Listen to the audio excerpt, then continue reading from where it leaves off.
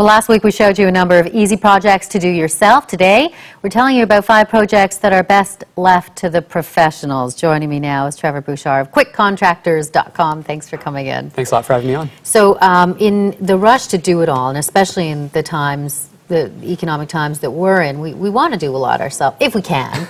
But there are some certain things in this list of 5 that you've compiled to go in, and I guess chief among them is electrical.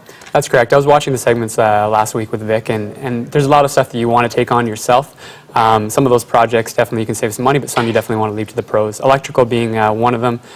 For the obvious concerns that there's the safety issue that goes along with it.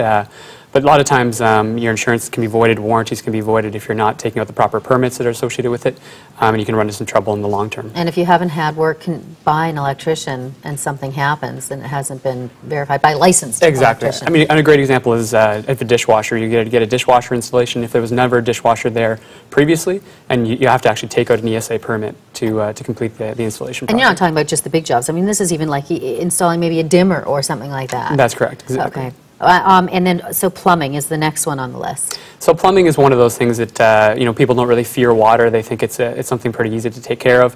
But at the end of the day, if you were to turn on your dishwasher or turn on an appliance that you've installed, at the end of the day, you come home and there could be a lot of water damage as a result. So you want to make sure you get a professional. The big one people don't think about a lot is sewer gas. So you may not have the plumbing underneath your house done properly. Oh, okay. And sewer gas can be lethal and actually can leak into your home. And if you had, for example, water damage because you botched a job yourself, I mean, that's not necessarily even going to be covered by insurance, That's right? correct, and that's a big fear as well. So you turn on your dishwasher, you leave for the day, you come home, and as a result, you kind of have a bill that you can't recoup any cost. Roofing. Roofing, there's the obvious safety hazards associated with falling off the roof. Yeah.